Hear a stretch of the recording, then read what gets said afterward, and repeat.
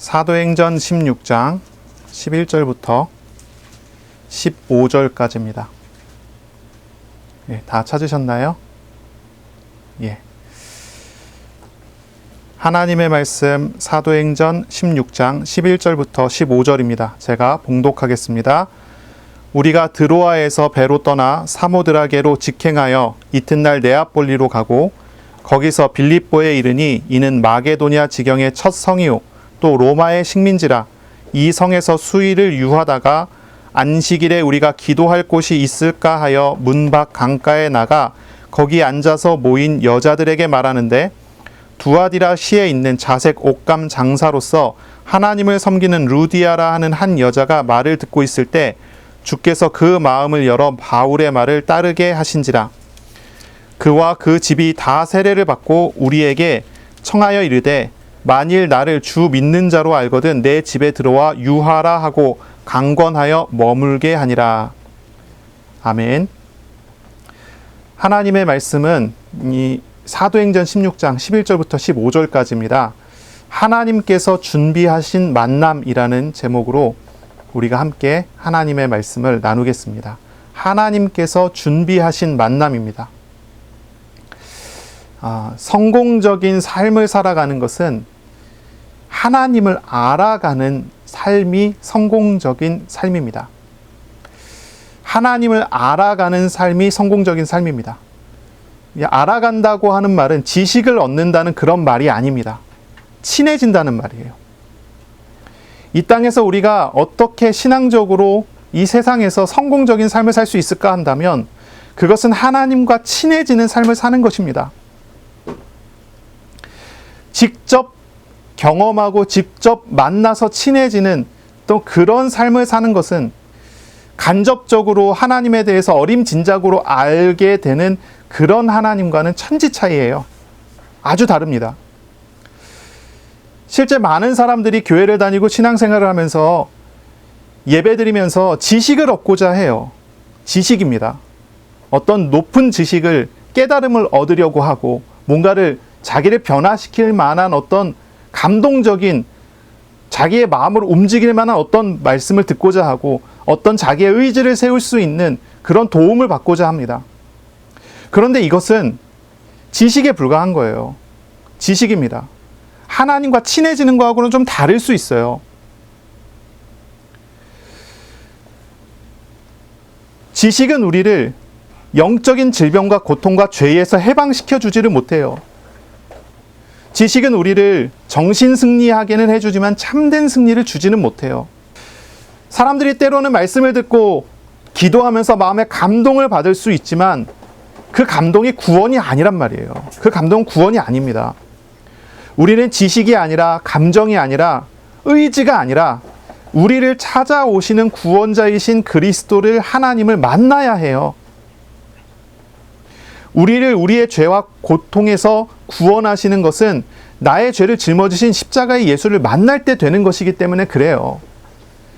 우리는 지식을 쌓아가는 것이 아니라 하나님과 친해져가는, 나를 구원하신 하나님을 경험하는 그런 삶으로 나아가야 하는 거예요. 신앙은 지식이 아니라 만남입니다. 구원하시는 하나님, 선한 길로 인도하시는 하나님을 만나서 동행하는 것이 신앙이에요. 그게 신앙생활이에요. 말씀하시는 하나님, 우리의 현실에 임재하시는 하나님을 경험하고 믿고 의지하는 것이 그것이 신앙생활입니다. 구원이 무엇이냐 이렇게 질문하면 구원이 무엇이죠? 많은 사람들이 얘기하기를 천국 가는 것이 구원이라고 얘기합니다. 실제로 그렇게 많이 생각해요. 그렇죠? 그런데 그게 구원의 본질이냐 이렇게 물었을 때는 그거는 아닌 거예요. 구원은 정말로 무엇이냐면 우리를 죄에서 구원하시고 우리를 모든 고통과 현실의 문제에서 우리를 건져주시는 예수님을 만나서 예수님과 함께 하는 게 구원입니다. 우리의 신앙은 만남에 있어요. 만남에 있습니다. 예수님을 정말로 영접하셨습니까? 하나님을 만나셨습니까? 그렇다면 그 사람은 구원을 받은 사람이에요. 그 사람이 복된 사람입니다. 하나님께서 그 사람과 함께하고 하나님께서 그 사람의 죄를, 그 사람의 삶을 짊어지셨기 때문에 그 사람은 구원을 받은 사람인 거예요. 하나님께서 그 사람과 우리와 동행하시면서 시간표에 따라 우리를 선한 길로 인도하실 것입니다. 날마다 우리와 함께 하시면서 우리의 아픔에 공감하시고 우리에게 평화를, 샬롬을 주실 거예요. 우리에게 샬롬을 주시는 하나님과 함께하는 삶을 사는 것, 그것이 구원받은 사람의 삶입니다.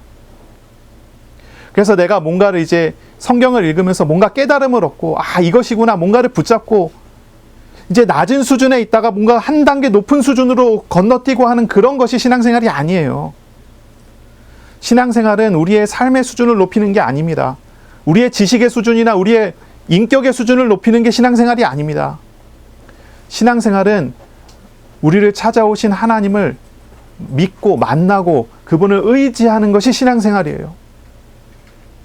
사실 어떤 경우는 사람들이 참 신앙생활을 반대로 하는 게 많은 것 같아요. 뭔가 내가 점점점 더 수준이 올라가는 것이 신앙생활이라고 생각하는 거죠. 사실은 신앙생활이 자기의 수준을 올리는 것이 아니라 예수님을 믿고 의지하기에 나 자신은 점점 없어져 가야 되는 것이 신앙생활이거든요.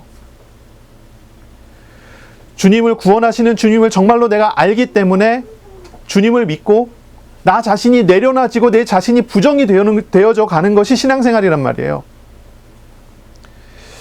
우리는 참된 신앙생활을 회복해야 될 것입니다. 오늘은 주일이에요. 예배하는 날입니다. 예배를 통해서 하나님을 만나세요.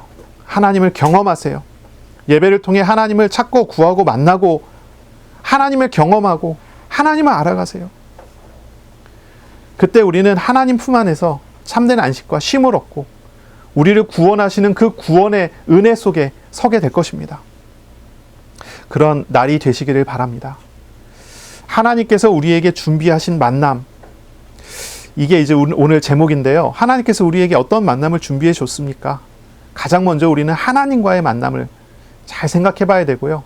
그 다음에는 하나님과 만난 우리가 삶에서, 현장에서, 현실 속에서 하나님께서 또 만나게 하시는 또 다른 만남들을 또 경험하는 그런 날이 돼야 되겠습니다. 하나님께서 부르신 사람들은 어떤 사람들입니까? 하나님께서 원하는 사람들을 불렀습니다. 자, 오늘 본문에 보면요. 이 바울 선교팀이 이 4명의 사람입니다. 바울과 실라와 디모데와 누가가 이제 마게도냐 지역으로 들어가는 그런 장면이 나오죠. 드로아라는 곳에서 배를 타고 에게해를 항해해서 마게도냐로 이제 들어가게 됩니다. 우리가 지난주에 읽었지만 이 드로아라는 곳에 도착했을 때 하나님께서 바울에게 환상을 보여주죠. 마게도냐 사람 한 명이 서서 마게도냐로 들어와서 우리를 도와달라라고 말하는 그런 환상을 보게 되죠.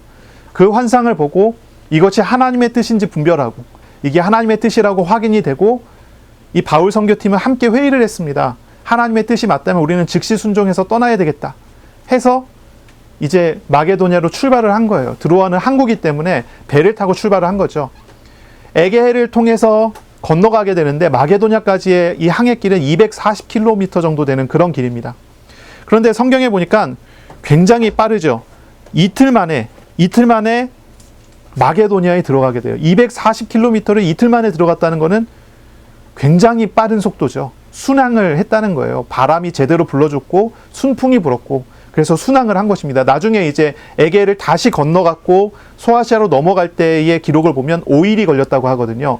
보통 그 정도 걸려야 되는데 이틀 만에 넘어간 거예요. 하루 항해를 해서 사모그드라게라는 곳에서 하룻밤을 자고 다시 떠나서 마게도냐의 네아폴리로 들어가요. 이틀 만에 들어간 거죠.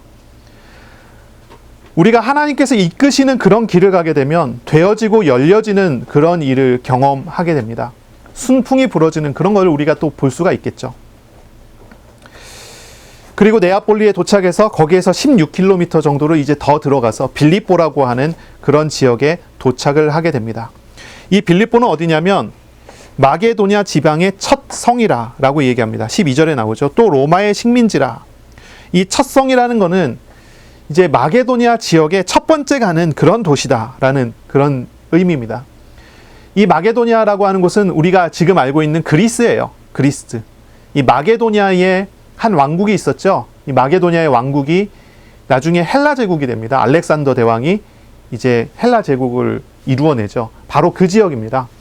거기에 이제 들어가게 되는데 거기에는 큰 도시, 유명한 도시, 그리고 중심되는 도시들이 몇 개 있는데 그 중에 가장 첫째 되는 것이 빌립보라고 하는 그런 지역이에요. 여기는 로마의 식민지입니다. 식민지라고 하는 얘기는 로마의 법과 로마의 규칙과 로마의 시스템을 그대로 이식을 해놓은 그런 도시라는 뜻이죠. 여기에는 로마의 군대가 상주하고 있고 그리고 많은 로마의 퇴역한 군인들이 들어가서 살게 되는 그런 도시입니다. 당연히 그 안에는 로마인들이 많이 있는 그런 도시죠. 하나님은 로마의 식민지이기도 한 바로 이 도시 빌립보에서 복음을 증거하게 하고 교회를 세우십니다. 왜 빌립보에서 먼저 시작을 할까요?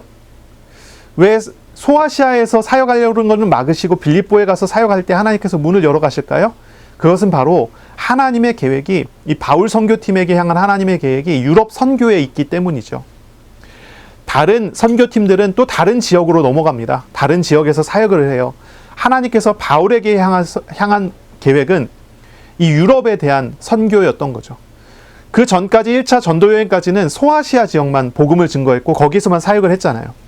이제 하나님께서는 바울을 통해서 유럽에 복음을 증거하기 원하시는 거예요. 그래서 소아시아하고는 문화도 다르고 배경도 다르고 환경도 다르고 사람들의 사상도 달라요.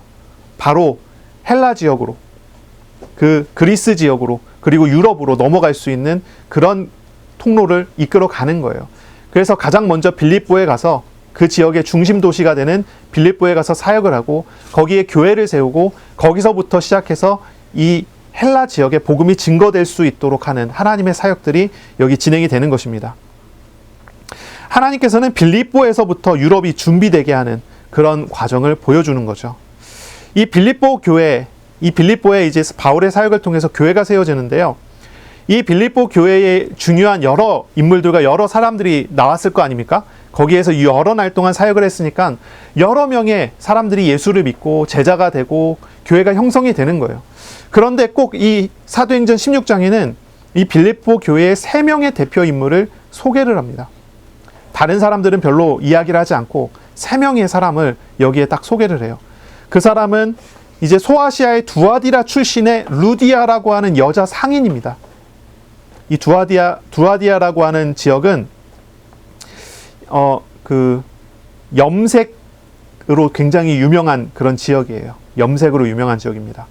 옛날 루디아 왕국이 있었던 그 지역이 두아디라라는 지역인데 여기 출신의 루디아라고 하는 사람, 이 사람은 하나님을 경외하는 이방인 여자입니다. 아주 부유한 부자죠. 자기의 집을 내놓아서 그곳에서 교회가 형성되도록 하는, 그래서 빌립보 교회가 이 루디아의 집에서 이제 모여지게 되는 이제 그런 사람 하나님 부르시죠. 두 번째 사람은 누구냐면 이름이 나오지 않는 사람입니다. 귀신 들려서 점치는 여자 노예, 이 사람이 이 빌립보 교회의 일원으로서 소개가 되는 거죠. 이 여자 노예는 헬라인인 것 같아요. 아폴로 신전에 예언하는 여사제하고 비슷한 그런 위치인 것 같아요. 오늘날의 무당처럼 귀신 들려서 예언합니다. 그리고 그 주인에게 금전적인 이득을 주는 그런 사람이 이 여자 노예입니다. 그 당시에 이제 예언하는 신이라고 하면은 아폴로고요. 그리고 예언하는 그 무당 같은 사역을 하는 사람을 이제 아폴로 신전의 여자 사제들이 이제 그런 일들을 감당했거든요. 그래서 이 사람을 이제 여러 가지로 추측을 해보지만 아마 아폴로 신전에서 봉사하던 여자 사제 중에 하나가 종이 된 게 아닌가, 이렇게 이제 추측을 많이 하는 것 같아요. 이제 그런 사람이 이제 빌립보 교회의 일원이 되는 거죠. 이 여자는 하나님을 대적하는 그런 태도를 딱 취하고 바울이 사역을 할 때마다 바울을 따라다니면서 적대적인 태도로 예언을 하면서 복음을 회방하는 그런 사람이었어요. 이 바울을 따라다니면서 이 사람은 하나님의 구원을 전하는 사람이다라고 외치면서 모르죠? 하나님께서 말씀하시고 하나님께서 역사하시는 것에 대한 회방을 하는 그런 종류의 사람인 거죠. 그런 사람이었는데 이 사람이 이제 귀신이 떠나게 되고 예수를 믿어서 교회의 성도가 된 그런 사람입니다. 그리고 세 번째 소개되는 사람은 이제 간수입니다. 감옥의 간수죠. 이 간수는 아마 로마인으로서 은퇴한 군인으로서 간수가 된 사람이었을 거예요. 보통 이제 이렇게 감옥을 이제 지키는 간수나 이런 사람들은 은퇴 군인들이 그 은퇴한 이후의 직업으로 많이 선택을 하는 직업이라고 하거든요. 그래서 이제 그렇게들 추측을 하는데, 이 사람은 아주 양심적인 사람이었어요. 이제 지진이 일어나서 옥문이 열리고 사람들이 다 도망갔을 것이라 생각하게 됐을 때 자신의 양심에 걸려서 자살하려고 했었던 그런 사람이죠. 근데 그 사람을 바울이 불러서 이제 하나님의 구원을 얻게 하고, 그리고 그와 그 집이 다 예수를 믿게 되는 그런 일이 벌어졌어요. 하나님께서 이 빌립보 교회의 여러 사람들을 구원하셨지만 그 중에 대표적인 사람으로 이 사람들을 꼽아갖고 설명을 하고 소개를 하는 거예요. 왜 이 사람들이 여기에서 소개가 될까 했을 때는 아마 생각해보면 그래요. 아마 이 빌립보 교회에 사역했었던 것 중에 가장 어떤 특징적인 사건들이 이 세 사건이었기 때문에 그랬을 수도 있고, 또 한 가지는 이 빌립보 교회의 중요한 인물로 이야기를 꼭 해야 되는 사람이었기 때문에 그렇게 이야기했을 수도 있겠죠. 이 세 사람은 완전히 다른 사람들이잖아요. 한 사람은 소아시아 사람으로서 아주 돈이 많은 부유한 이방인 그런 사람이고, 한 사람은 완전 반대죠. 가난한 정도가 아니라 노예입니다. 노예로서 귀신 들려서 점치던 사람이잖아요. 한 사람은 경건하여 하나님을 섬기는 여자고, 한 사람은 귀신 들려갖고 점치던 여자고 노예고요. 또 로마 사람으로서, 로마인으로서 간수, 양심적인 어떤 사람, 이런 사람들이 모여갖고 한 공동체가 되고 한 교회가 된다는 것입니다. 참 독특한 모습이고 참 특이한 모습이죠. 이런 사람들이 모여서 교회를 이루었다 했을 때 어떻습니까? 그 교회가 온전하게 자기 역할을 할 수 있겠습니까? 근데 빌립보 교회는 그것이 됐어요. 온전하게 역할을 합니다. 너무나 다른 사람들이 모였는데도 돼요. 문화도 다르고 다 다르잖아요. 근데도 돼요. 왜냐? 이것이 하나님의 하시는 일이고 하나님의 사역이 그 안에서 나타나고 있기 때문에 그것이 되는 것입니다. 존 스토트 목사는 그 강해설을 봤더니 이런 표현을 썼어요. 유대인 가장이, 유대인으로서 한 집안을 이끄는 가장이 매일 아침마다 감사 기도를 한 내용이 있대요. 이런 기도를 했답니다. 하나님, 제가 이방인이나 여자나 종으로 만들어주지 않은 것에 대해서 하나님께 감사합니다 라고 기도했대요. 유대인 가장이 이렇게 기도했단 말이에요. 이게 이제 기도문에 있는 거예요. 기록이 있는 거예요. 그래서 이제 이걸 쓴 건데, 이방인이 안 된 것이 감사합니다. 여자가 아닌 것이 감사합니다. 종이 아닌 것이 감사합니다. 그런데 어때 보세요. 이 빌립보 교회 여기에 소개된 이 세 사람 보세요. 어떤 사람입니까? 이방인이고 여자고 노예입니다. 이런 사람들이 딱 모여있는 교회. 어떻게 보면요, 이 유대인들이 생각했을 때는 정말 이질적인 그런 현장 아닙니까? 절대로 복받지 않은 사람들, 절대로 구원 없는 사람들, 절대로 저주받아야 되는 사람들, 이 우리와 같지 않은 사람들이 모여졌어요. 근데 그 사람들이 구원받았고 은혜 받았고 교회가 됐어요. 율법과 전통을 따르는 유대인 입장에서는 정말 이상한 그런 교회가 된 거 아닙니까? 그런데 하나님께서는 이 사람들을 교회에 세우시고 교회의 구성원으로 만들어주시고, 그리고 이 빌립보 교회가 이 사람들을 중심으로 사역이 되게 만들어요. 이것은 유대인들에게 하나님의 구원 사역은 어떤 율법이나 전통과 같은 그런 조건도 없이 베푸시는 하나님의 구원은 하나님의 절대적인 은혜임을 가르쳐주고 보여주는 그런 내용이죠. 그리고 오늘 우리에게는 부자이거나 노예거나 자유인이거나 또는 자기 의지가 없는 사람이라도, 자기 의지로 자살을 결심한 사람이라도 구원은 하나님의 은혜로 인한 것임을 보여주는 거예요. 마가복음 3장 13절에 보면 하나님께서 부른 사람은 그 기준이 있습니다. 하나님께서 원하는 사람을 부르셨다라고 합니다. 주께서 원하는 자를 부르셨어요. 그랬더니 사람들이 나왔습니다. 이게 부르심의 기준입니다. 하나님이 원하는 것, 이게 기준이에요. 근데 하나님이 원하시는 그 기준은 율법이 아닙니다. 규칙이 아닙니다. 생활 습관이 아닙니다. 성품과 성격이 아닙니다. 주님이 원하는 사람은 어떤 사람입니까? 하나님의 기준은 사랑입니다. 사랑하시기에 부르셨고, 사랑하시기에 구원하시고, 사랑하시기에 인도하시는 것입니다. 그것이 주님이 원하셨고 주님께서 하시는 그런 일입니다. 빌립보서를 한번 함께 찾아봤으면 좋겠어요. 빌립보서 1장을 한번 찾아보시기 바랍니다. 빌립보서 1장 3절부터 11절까지 말씀입니다. 빌립보서 1장 3절을 제가 읽겠습니다. 내가 너희를 생각할 때마다 나의 하나님께 감사하며 간구할 때마다 너희 무리를 위하여 기쁨으로 항상 간구함은 너희가 첫날부터 이제까지 복음을 위한 일에 참여하고 있기 때문이라. 6절이 중요하거든요. 이렇게 말합니다.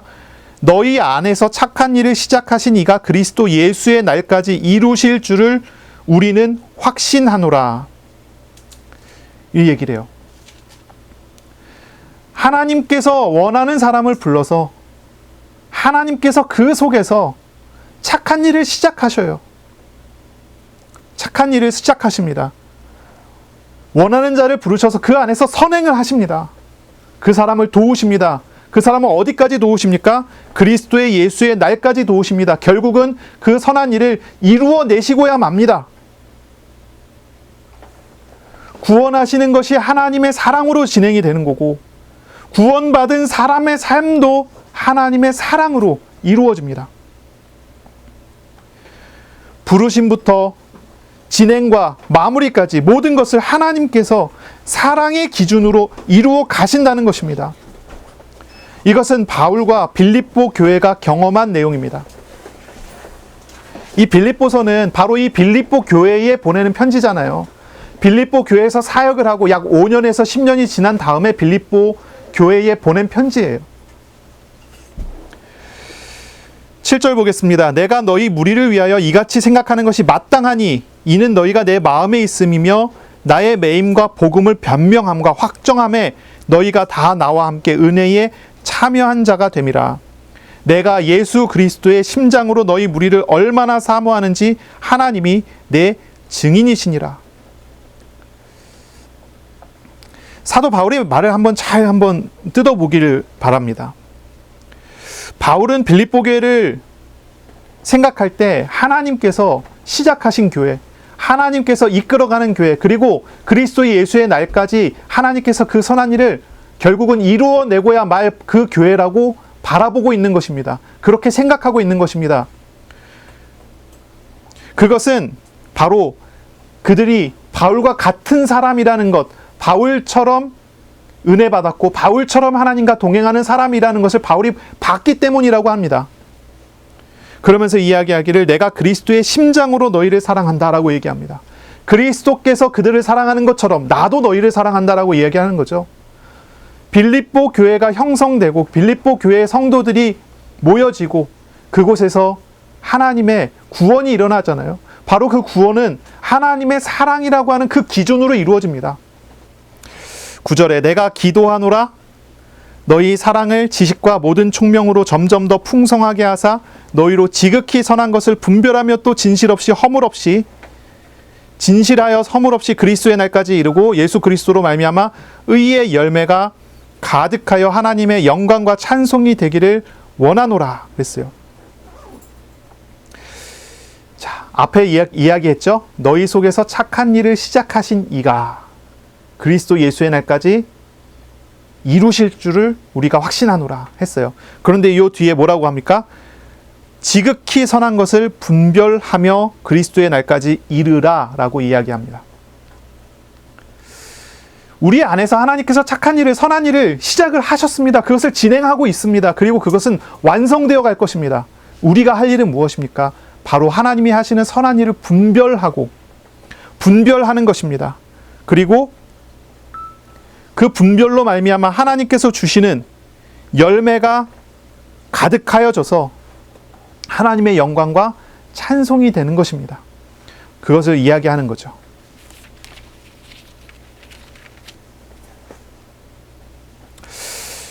자, 우리에게 선한 일을 행하실 하나님을 보시기를 바랍니다. 나에게 선한 일을 행하시는 하나님을 보세요. 우리는 어떤 사람입니까? 사실 우리는 우리의 과거의 상처와 현재의 상황을 이유로 쉽게 절망하고 쉽게 넘어지는 그런 사람이죠. 우리는 참 많이 연약합니다. 그러나 우리는 하나님의 은혜로 예수를 영접한 사람입니다. 우리는 어떤 사람입니까? 하나님께서 원하셔서 부른 사람입니다. 하나님이 원하셔서 부른 사람이에요. 우리는 실상을 봐야 합니다. 하나님은 우리 안에서 착한 일을 시작하셨고 결국은 우리를 설득하시고 치유하시고 인도하셔서 그 선한 사역을 이루어내시고야 말 것입니다. 하나님의 선한 사역은 무엇입니까? 그것은 첫째 구원하시는 일입니다. 구원하시는 일. 우리의 영혼을 구원하고 우리의 삶을 구원하시는 일을 하십니다.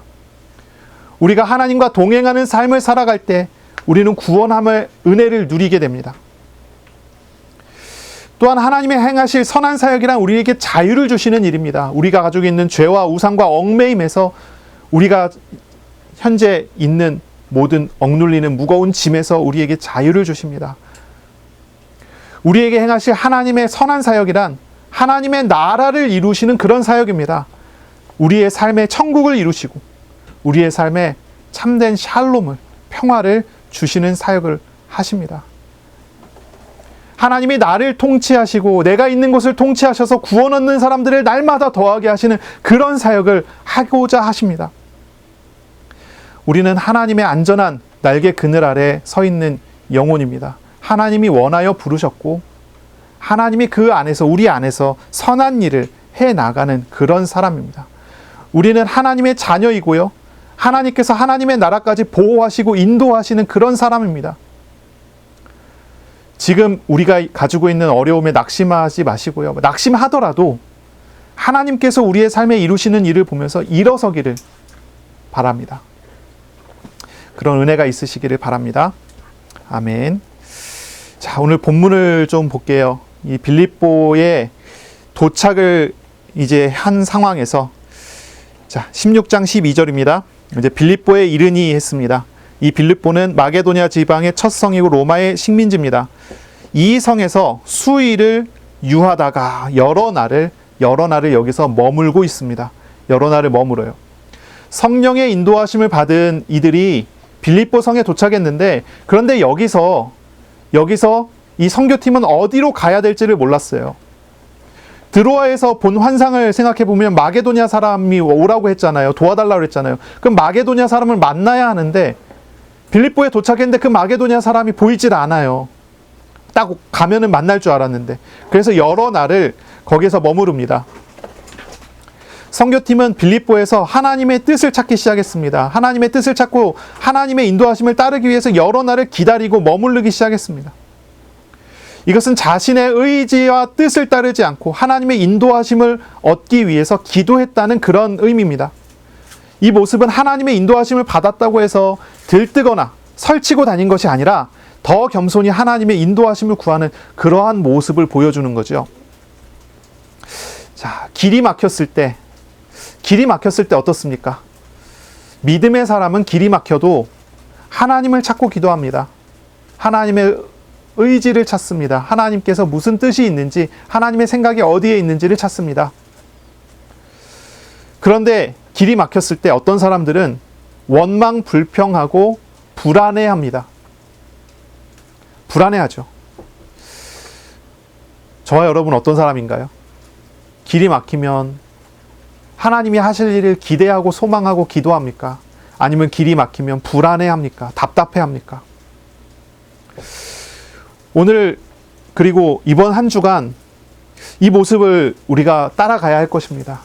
하나님의 인도하심을 구하며 기대하며 소망하며 기다릴 줄 아는 그런 믿음을 배우기를 바랍니다.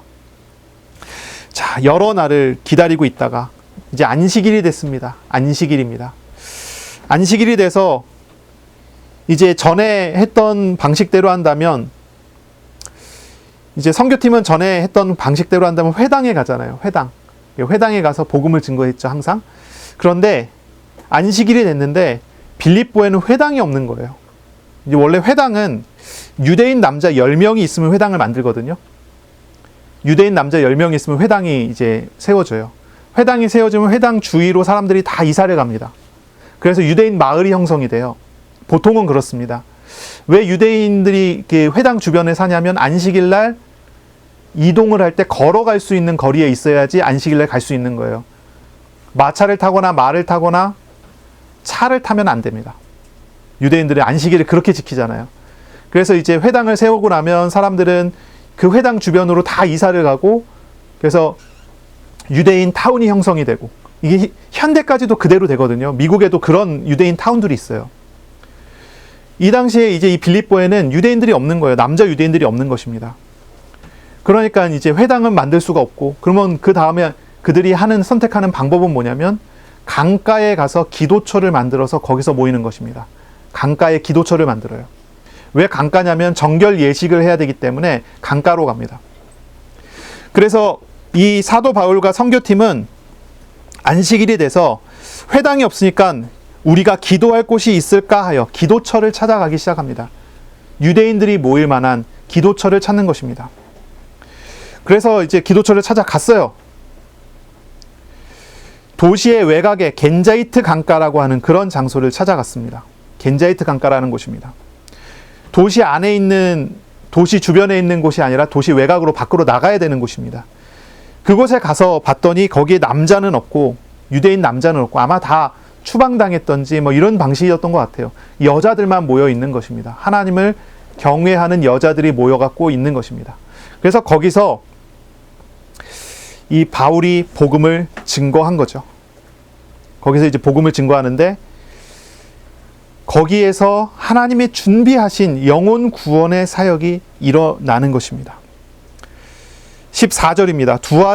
두아디라 시에 있는 자색 옷감 장사로서 하나님을 섬기는 루디아라고 하는 여자가 말을 듣고 있을 때 주께서 그 마음을 열어 바울의 말을 따르게 하신지라 했습니다.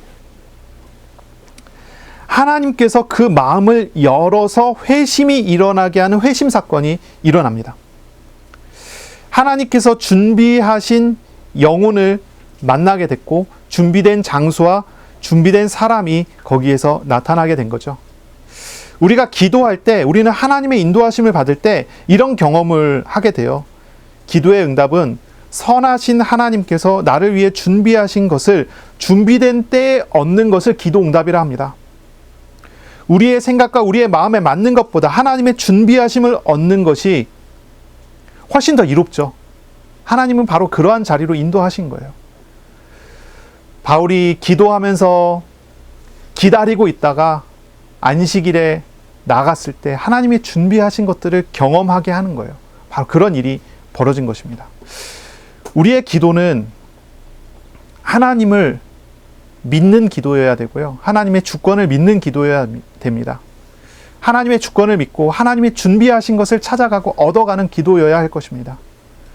우리가 하나님을 신뢰하고 기다리며 기도할 때 하나님은 우리 위해서 준비하신 것을 우리에게 주십니다. 우리 위해서 준비하신 응답을 허락하여 주십니다. 자, 이 루디아라고 하는 사람이 나왔는데, 이 루디아는 어떤 사람입니까? 두아디라 시에 있는 자색 옷감 장사라고 소개가 됩니다. 두아디라 시는 고대 루디아 왕국이 있었던 곳이에요. 옷감 염색으로 유명한 도시입니다. 특히 자색 옷감이라고 그랬는데, 자색은 왕의 권위와 관련되어 있는 색으로 아무나 입을 수가 없는 옷감이에요. 그러니까 왕족이 입는 그런 옷이 이제 자색입니다. 그러므로 이 루디아는 자색 옷감을 파는 마게도니아 대리점을 운영하는 부유한 상인으로 우리가 생각을 할 수가 있습니다. 이 루디아라고 하는 이름도 사실 루디아가 자기 이름은 아니었을 거다, 이렇게 추측을 해요. 이 루디아의 이름이 무엇이었는지는 기록이 없어요. 이 루디아라는 고유명사가 이게 이제 그 사람의 이름이 아니라 그 사람의 출신을 말하는 그런 내용이 아니었을까, 뭐 이런 거예요. 예를 들어서 뭐 이런 겁니다.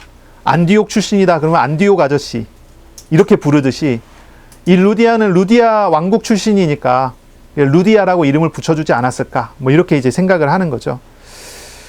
이 루디아는 소아시아 출신의 이방인입니다. 터키 출신의 이방인입니다. 유대인이 되지는 않았지만 하나님을 공경하는 사람으로 유대인처럼 믿는 그런 사람이었어요. 그 사람이 바울의 메시지를 들었을 때 14절에 주께서 그 마음을 열어주셨습니다. 이 말씀이 되게 중요하거든요. 하나님께서 그 마음을 여셨다라고 하는 이야기입니다. 바울의 설교가 사실은 효과가 전혀 없는 것입니다. 하지만 하나님이 역사하심으로 영혼 구원의 사역이 일어나게 된 거예요. 이렇게 우리가 해석할 수 있는 거예요. 회심은 오직 하나님의 사역이에요.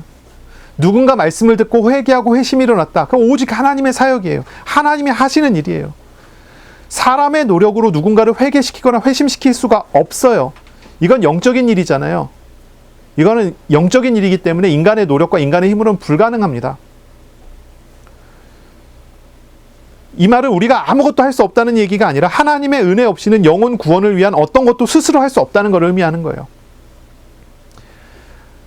강단에서는 많은 목사님들이 기도하면서 강단에 섭니다.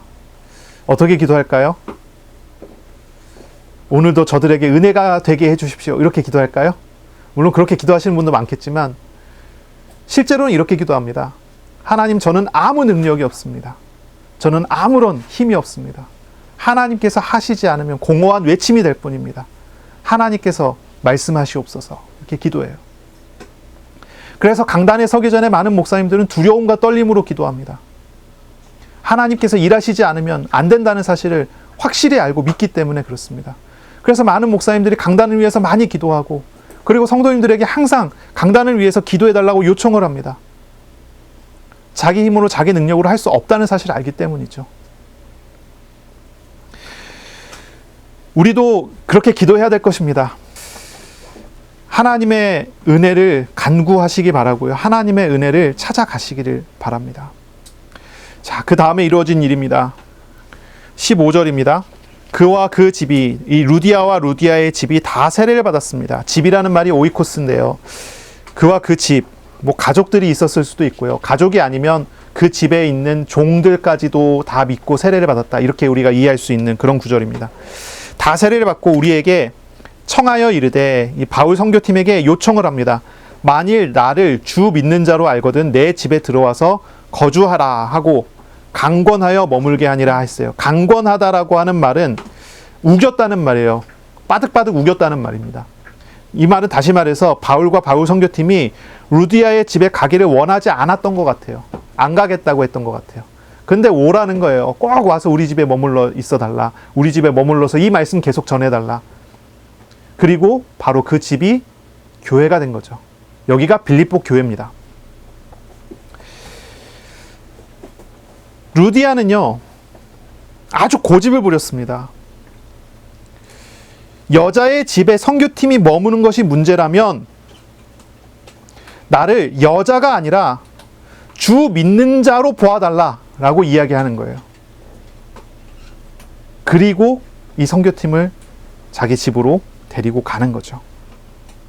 루디아는 자기 집을 교회로 제공하고 매일 말씀을 듣고 기도하면서 하나님을 섬기게 되었고, 바로 그 교회는 빌립보와 마게도냐를 섬기는 선교의 기지가 됩니다.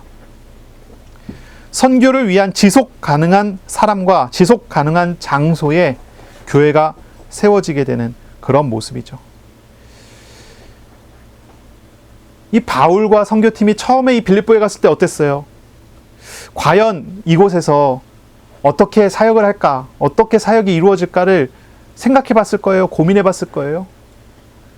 여러 날을 머무르면서 계속 기도했어요. 그랬더니 하나님이 준비하신 것은 완전한 모습입니다. 완벽한 모습이에요. 사람이 준비됐고요. 장소가 준비됐고요. 사람들이 모여지기 시작해서 교회가 형성이 돼요. 실제로 바울이 이곳에서 이 빌립보에서 머문 시간은 몇 주가 되지 않습니다. 금방 떠나요. 몇 주 사역하다가 금방 떠나버려요. 그것도 여기서 계속 사역하려고 했는데 문제가 일어났잖아요. 매 맞고 감옥에 가두어졌다가 거의 쫓겨나다시피 그 지역에서 떠나야 됐거든요. 몇 주가 안 되는 시간 동안에 유대인이란 존재하지 않는 바로 그런 지역에, 성경을 아는 사람이 별로 있지도 않은 그런 지역에 그 몇 주 만에 교회가 세워지고 일꾼이 세워지고 제자가 나오고 형제들이 나타나요. 하나님이 준비하신 완벽한 일들이 그 안에서 다 이루어지는 거예요. 하나님께서 준비하신 것은 온전합니다. 완전합니다. 하나님께서 응답하시는 것은 그래요.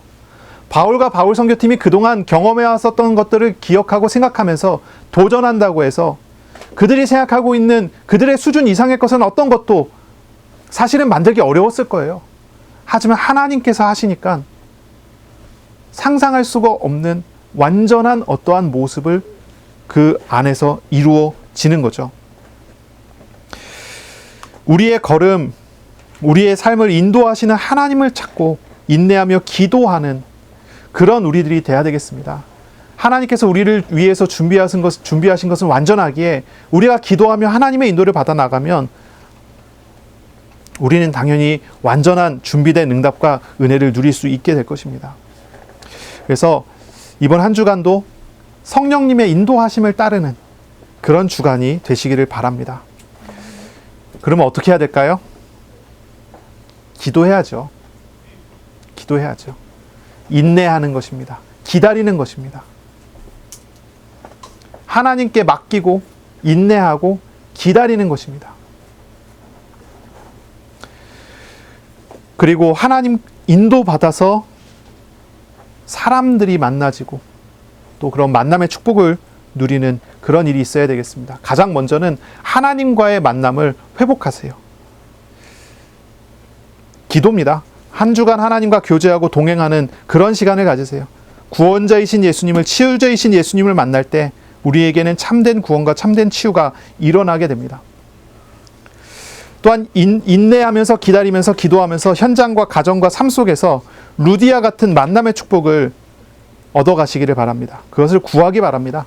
하나님께서 만남을 통해 우리의 필요를 채워주시고 하나님의 뜻하신 바를 이루어 주실 것입니다. 우리가 서론에 이야기했지만 가장 중요한 것은 주님을 아는 것입니다. 주님을 알아가는 거예요. 주님을 만나는 것입니다. 우리가 잘 생각해 봐야 돼요. 구원은 죄를 벗어나는 것이 구원이지만 진짜 구원은 우리의 죄를 짊어지시는 예수님을 대면하는 게 구원이에요.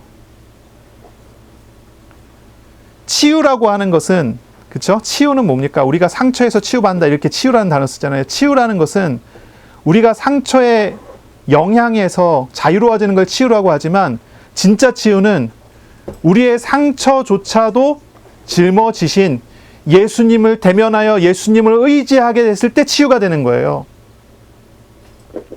우리는 만남에 집중해야 돼요. 주님을 만나고 주님과 함께 하는 데 집중해야 돼요.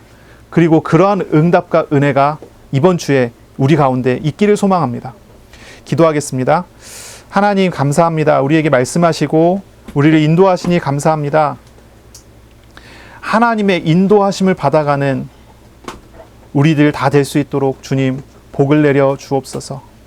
이번 한 주간 하나님과의 만남을 온전히 경험하고 누리는 그런 주간 되게 하시고 주님 주시는 은혜 가운데 하나님께서 우리를 위하여 예비하신 응답과 만남들이 또 현장에서 일어나도록 복을 내려 주옵소서. 그러므로 우리의 삶에 하나님의 나라가 이루어지고 하나님의 통치가 회복되게 하여 주옵소서. 우리를 위하여 구원 얻을 자를 주님 붙여 인도하여 주옵소서. 우리를 위하여 하나님의 나라를 위하여 하나님의 교회를 위하여 하나님께서 준비하신 모든 사건과 만남과 일들이 나타나도록 복 내려 주옵소서. 감사하며 예수님 이름으로 기도합니다. 아멘.